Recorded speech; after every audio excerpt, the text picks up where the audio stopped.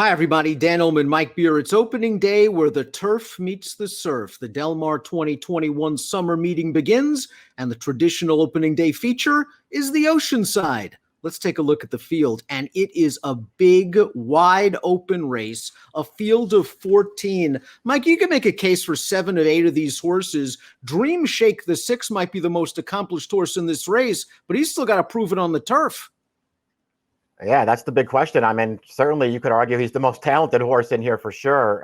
Whether he's a turf horse or not, I guess remains to be seen, Dan. He's a pretty short price on the morning line. This is, as you have already pointed out, this is a wide open race.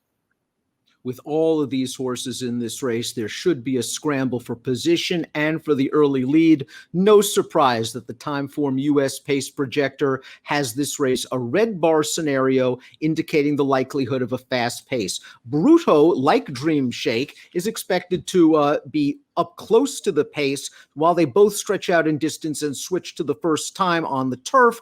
Bruto has a little bit of turf pedigree, Mike. Dream Shake has more. Yeah, that's what I thought. Dream Shake does have enough turf pedigree, I guess, to make him interesting here as he tries it for the first time. We'll see what happens with Bruto. Not only does he have to stretch out on what might be a fast pace, but he's going to have to try turf for the first time as well. A horse that should be forwardly placed and figures to save ground after breaking from the inside post is the one Harbored Memories, who seeks the hat trick after 2 victories sprinting on the lawn at Santa Anita. Let's watch his race on June the 11th, where he sat behind a moderate pace, got to the outside, and is able to run them down in the lane. He is improving with each and every start. Now it's all about, can he handle the tougher company and the likelihood of a faster pace as he stretches out in distance?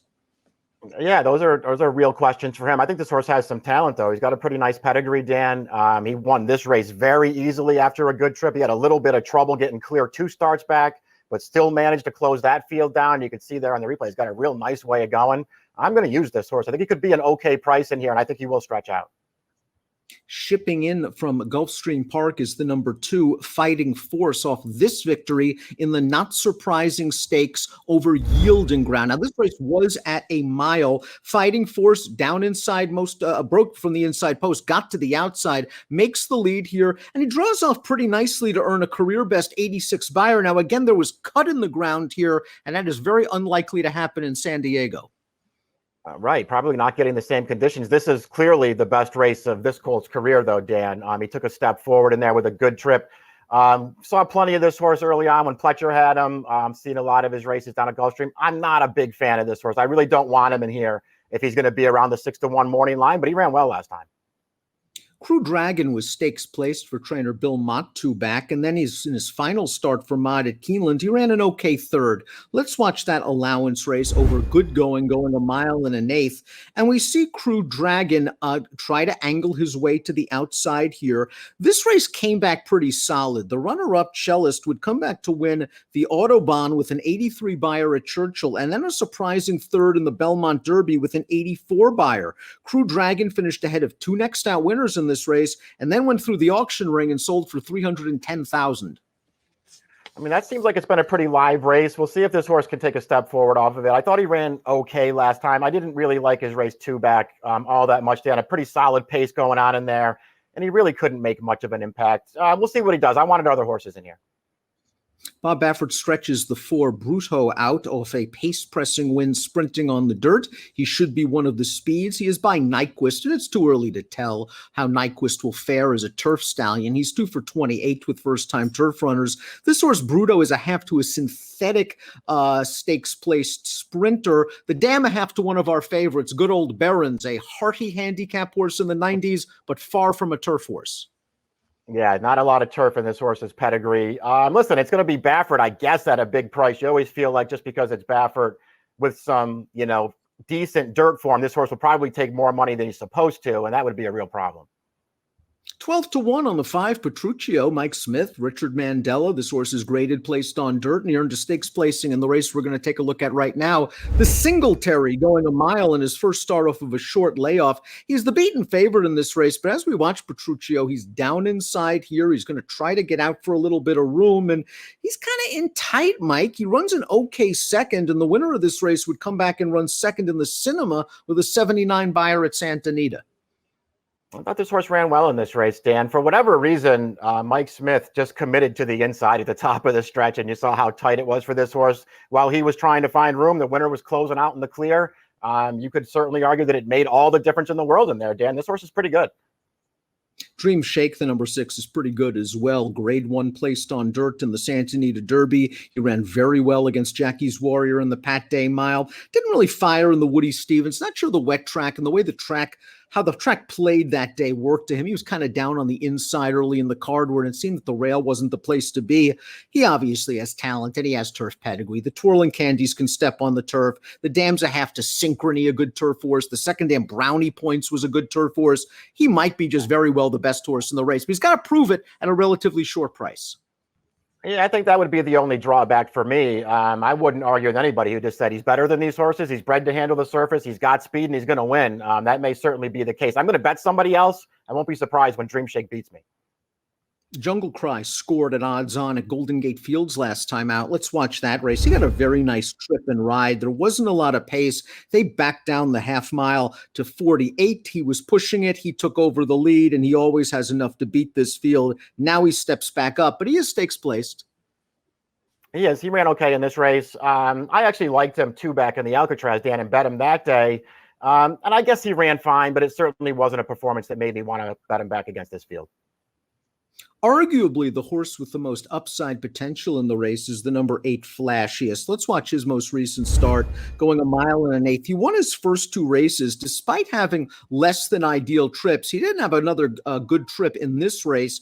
And he's on the outside. He's going to just keep grinding and grinding. He really is moving at the end. You give him pace, which he should get in this race, and he will come running. He's a very interesting contender.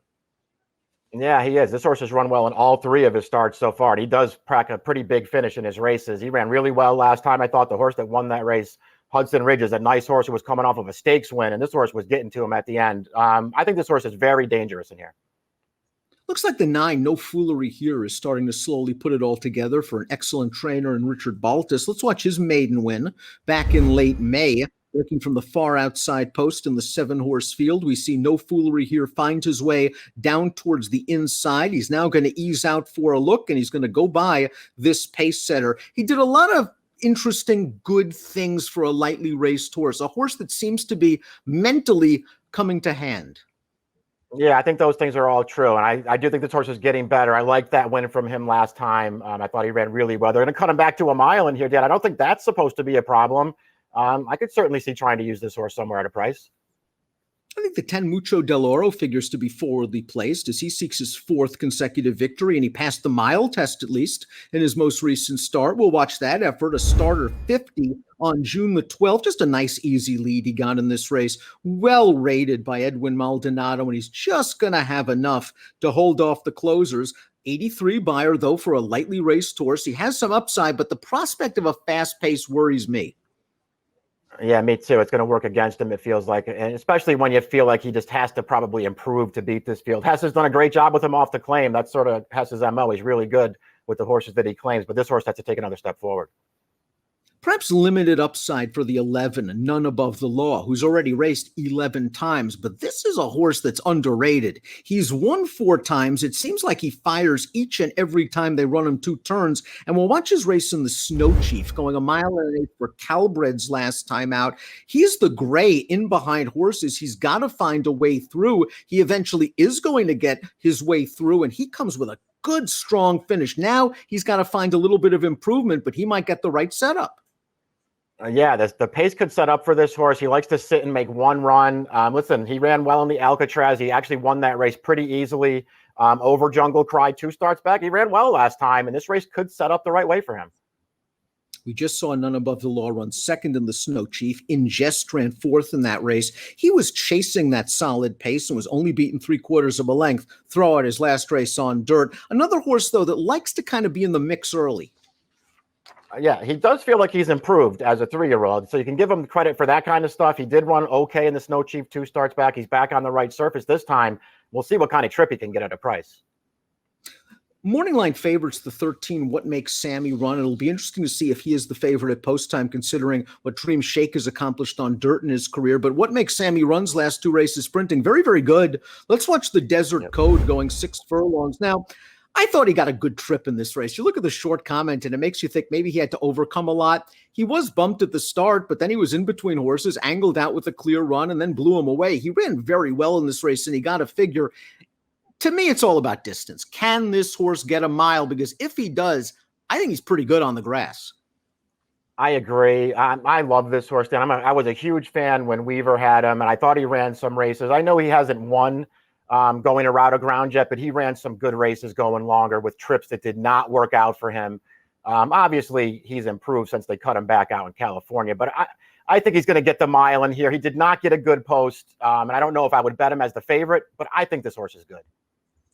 Hockey Dad's post is obviously less than ideal, 14 in a 14-horse field, but you can argue he's a little bit dirtied up. He won the last time he stepped on the turf. His Jeff Ruby Stakes on synthetic, he kind of made a mid-move into a solid pace and was still punching on at the end, and he just didn't like the dirt last time out, the wet dirt in the Lexington.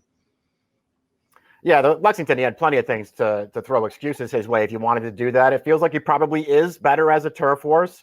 I think he's tactical enough where they don't have to come out of there and just absolutely send him, but post 14 is no bargain for this horse. Top pick time for the Oceanside. This year, the Run Happy Oceanside. You're going with flashiest. I like what this horse has done in 3 starts. He's had to overcome a little bit of adversity in each and every opportunity. He's going to come running late. I want to use him definitely. Yeah, I like this horse in this race too. We'll see if he can get a trip. Obviously, you have to worry about that from where he's going to be coming from. We'll see if he can work out some kind of clean run. I like all of his races, though, Dan. I'm going to take him and hope it sets up the right way. Like you, I think What Makes Sammy Run can get the mile. It's whether he can get the trip from post position 13. I think he's going to drift a little bit off the morning line. If he goes off around 4-1, I'll take a stab with him. 13, 1, 10, 8 for me, 8, 5, 1, 6 for Mike. It's the Run Happy Oceanside. It's opening day of the Del Mar 2021 summer meeting. Best of luck.